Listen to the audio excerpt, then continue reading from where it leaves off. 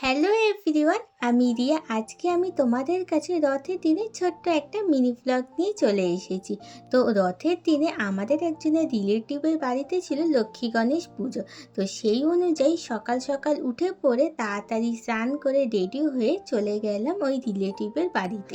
অনেকটাই সকাল সকাল বেরিয়ে পড়েছিলাম, তার উপরে আকাশটাও মেঘলা মতন হয়ে এসেছিল। যদি বৃষ্টি আসে তাহলে তো যেতে দেরি হয়ে যাবে, আর দেরি হলে ওখানে প্রচুর কাজ আছে, তার মধ্যে ফল ধোয়া, সবজি কাটা, কারণ অনেক কিছুর আয়োজন করা হচ্ছে, যেমন ঠাকুরের ভোগের আয়োজন।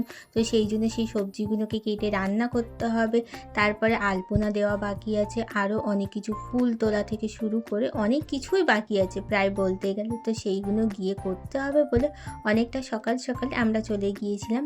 প্রথমেই গিয়ে ছাদে অনেক সুন্দর সুন্দর ফুল গাছ আছে, তো সেই ফুল গাছ থেকে ফুলগুলো আমাকে তুলে আনতে বললো। তো আমি ফুলগুলো তুলছিলাম, আর তারপরে দেখলাম আকাশটা কি সুন্দর পরিষ্কার হয়ে গিয়েছে। সকালবেলায় তো একদম মেঘলা হয়ে এসেছিলো, তারপরে আকাশটা একটু পরিষ্কার হয়েছে, কারণ রথের দিনে তো একটু বৃষ্টি হবেই। তো তারপরে আমি আলপনা দিয়ে নিলাম। এরপরে মাও গিয়েছিল, তো মা গিয়ে কিছু সবজি কাটলো, আর ফলগুলো আমি একটুখানি কেটে নিলাম। তারপরে রান্নার জন্য আয়োজন করা হচ্ছিল, কারণ ঠাকুরের এখানে ৮ থেকে ৯ রকমের ভোগের আয়োজন হচ্ছিল। তো ঠাকুরের ভোগ মানে বুঝতেই পারছো, ৬ থেকে ৭ রকমের ভাজা, তার সঙ্গে লুচি, পায়েস, আরও অনেক কিছু। এরপরে ব্রাহ্মণ চলে এসেছিলো। তো ব্রাহ্মণ চলে আসার পরে পুজোর আয়োজন হচ্ছিল। তো তারপরে হোমও হয়েছিল একটুখানি।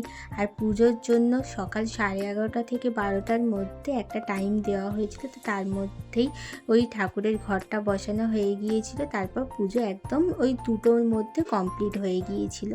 পুজো কমপ্লিট হয়ে যাওয়ার পর আমাকে দেওয়া হয়েছিল আমার ফেভারিট সিন্নি, যেটা আমার খুব পছন্দের। তো প্রসাদ খাওয়া হয়ে যাওয়ার পর আমি সবাইকে প্রসাদ দিচ্ছিলাম। তারপরে চলে গেলাম মেন খাবারের দিকে।